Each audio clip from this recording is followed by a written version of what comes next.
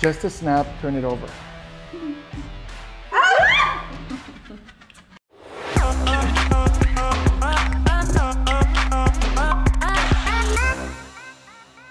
This is going to be your new favorite trick. I'm not kidding. I legit believe that if a year from now, I ask those of you who come to my channel to learn magic what your favorite trick is that you've learned on the channel, I think a lot of you are going to talk about this one. It's got so many reasons that once you've got this in your pocket, you feel so confident that you can blow minds. It's direct, it's simple, it's pretty easy, just a little bit of practice and you're gonna be ready to go.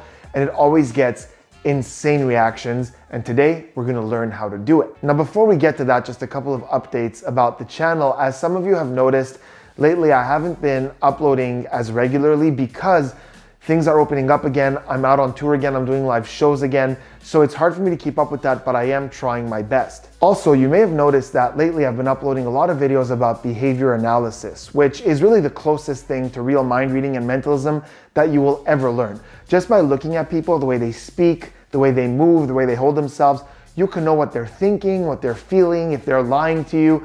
It's really great stuff, and it's really hard to find good information about this. Usually they're very expensive and hard to find, but I've been studying this for years with some of the best in the world, and I'm making a lot of content about that.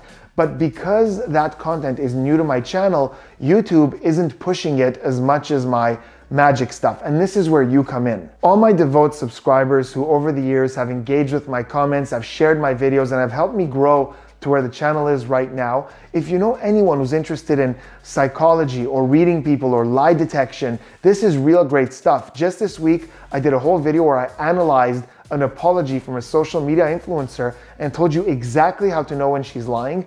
And I interviewed a military interrogator who talked to us about how to get information out of people conversationally. So if you know anyone who's into that kind of stuff, watch it, comment, share it. Guys, let's get that content and make it as successful as the magic here.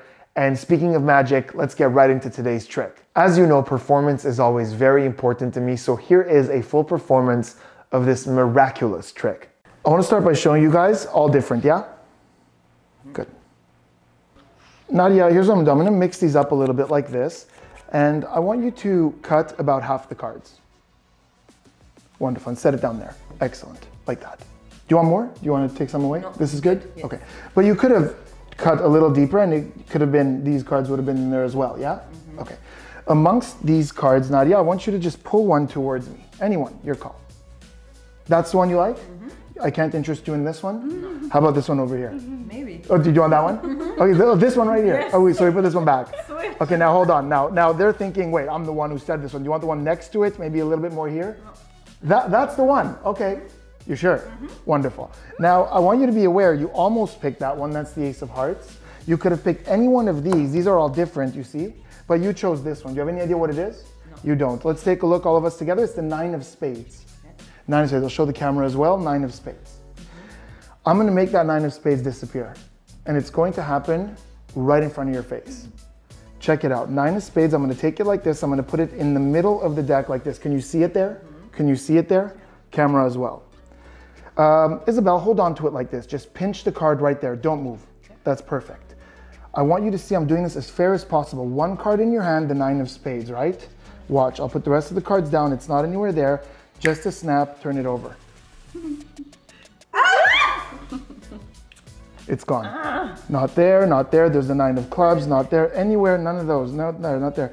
And you could have chosen any card and it's gone. My wallet's been sitting on the table the entire time. No, it has, right? It has. Yes, it was sitting there. Yeah.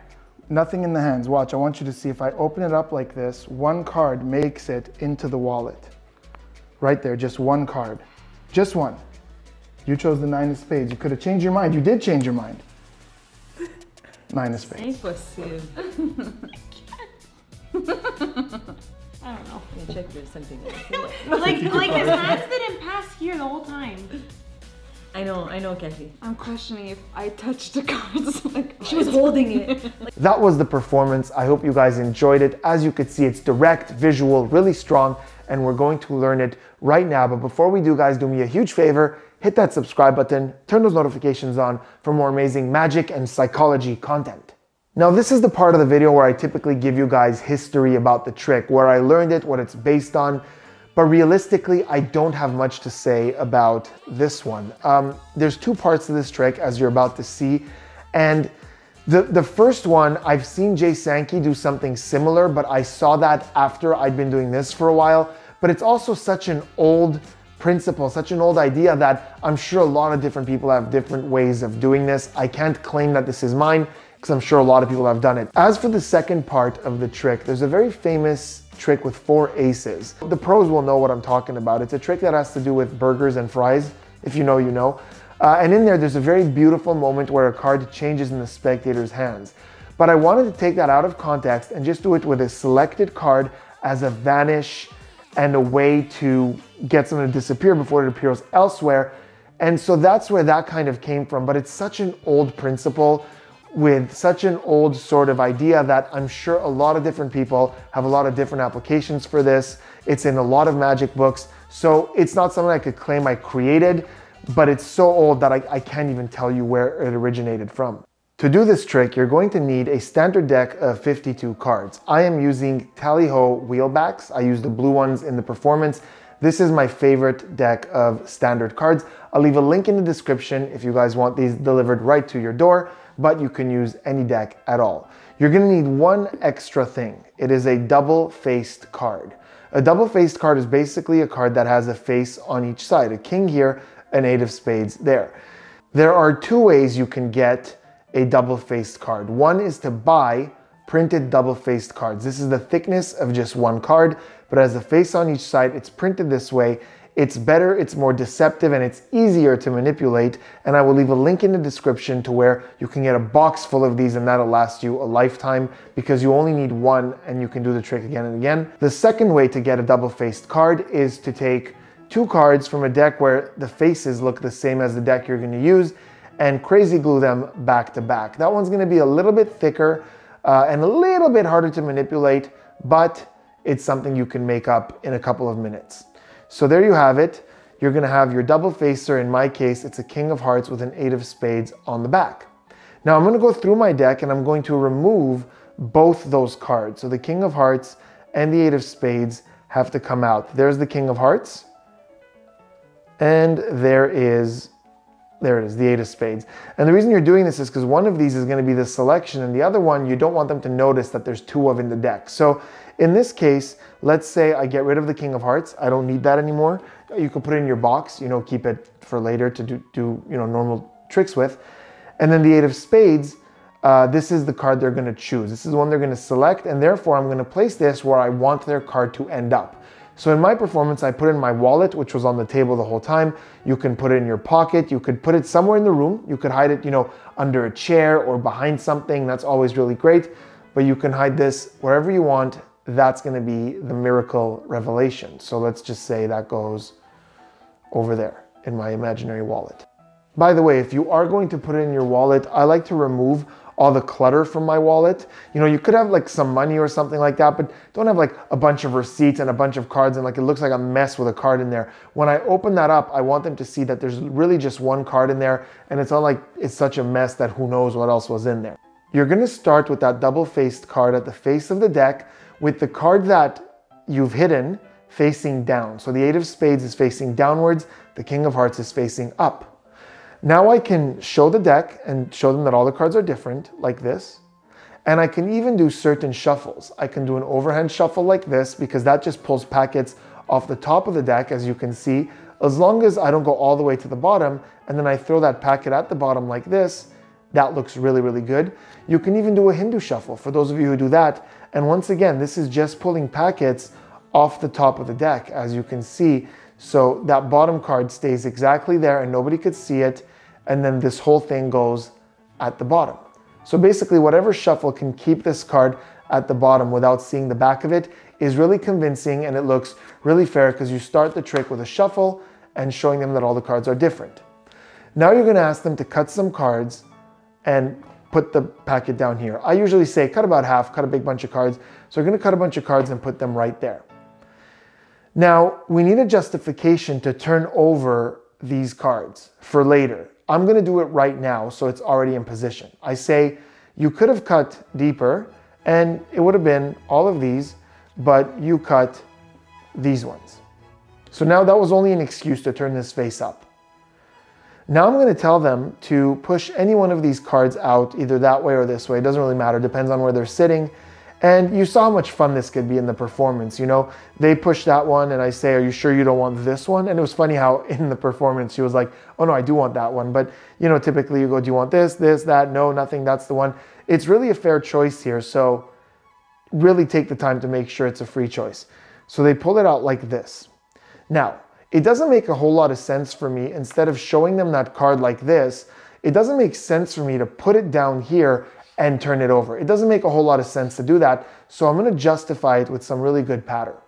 While they're pushing this card forward, secretly, my left hand is pushing this card over and getting my pinky under it like this, right under that double-faced card. That's happening subtly. No one's seeing that. It's happening like that really quickly, getting a little bit of the pinky to hold that spot. Now the card is pushed over. That's the one they want. I'm going to pick it up, and it's like I'm going to talk a little, and as an afterthought, I'll be like, I want to show them these cards, right? So right now that I'm holding this card, if I want to show them these cards, I have to put this card down. So I set it down here just to show them and say, look, these are all different, and you could have chosen any one of these, and that gave me an excuse to put that card that they chose over here on top of the king as I show them, look, you could have chosen any one of these. Now I'm in a really great position because I could turn over this double and show them that 8 of spades. And they 100% believe that that is their card, because you're putting it down here and you're turning it over. So in fact, what's happening, for those of you who didn't follow that, is I'm actually turning over 2 cards.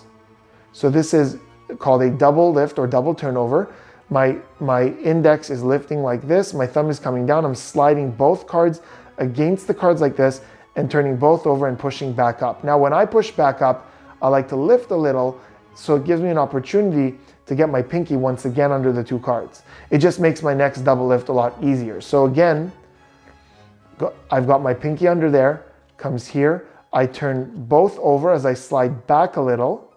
So I show the 8 of spades. Now as I push forward, I lift with my thumb so I can get my pinky under the 2 cards. It's a little pro tip for you guys to set up your next double. So they've picked their card. You say, look, I want you to notice they're all different. You could have chosen any one of these. You almost chose this one, but the one you did choose is the 8 of spades. That looks really clean. Now we're going to do the cleanest vanish imaginable.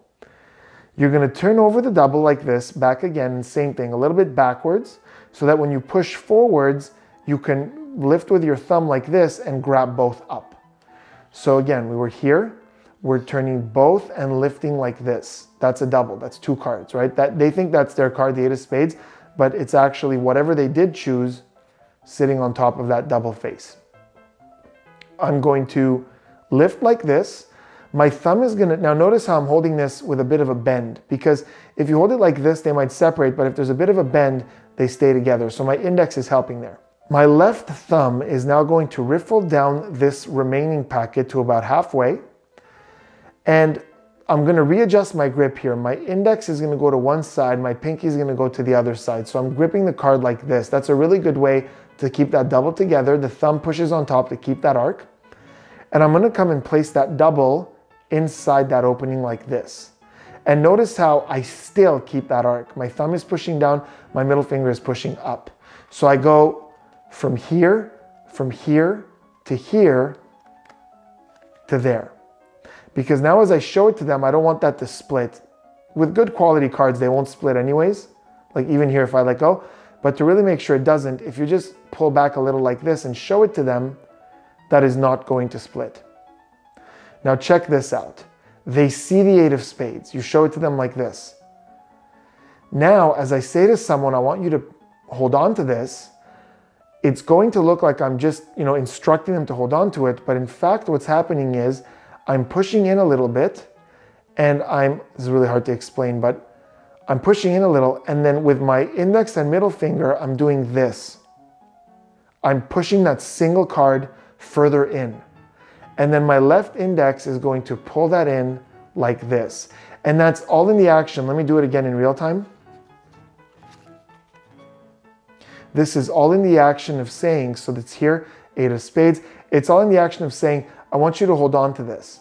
And that's it, I've done it. So now if they go to hold on to this, it's not the 8 of spades anymore. It's something else. It's whatever they chose, just like that. So you can go back and watch that a couple of times, but essentially I'm just getting that face card of that double into the deck. Now the beauty here is this. They're holding on to that card, and now I'm gonna spread like this, and look how good that looks. Because now that double facer is over here. The 8 of spades is actually over here on the back of this king, but when you spread this like this, it just looks so open, and that 8 could not have possibly gone anywhere. It can only be in their hands. So they've got it in their hands, you let them pull it out, they turn it over, and it's just not their card. And you saw in the video how crazy they react to that, because you can do this, you can be super open and clear here. There is nothing. Brains melt when they see this. And now that's it, you're basically done. You slowly reveal wherever the card is. So if it's somewhere in the room, you say, you know, hey, can you go over there and get that card? And by the way, if you're gonna do it somewhere in the room, fold the card, because you don't want them to go and on the way back, some of them could see what the card was. You wanna build that suspense. So fold it up and say, go grab it, bring it here, don't look at what it is, and then you unfold it and show it. But in the wallet, you can dramatically open your wallet, say, look, there's one card in there, take it out, and it's your 8 of spades.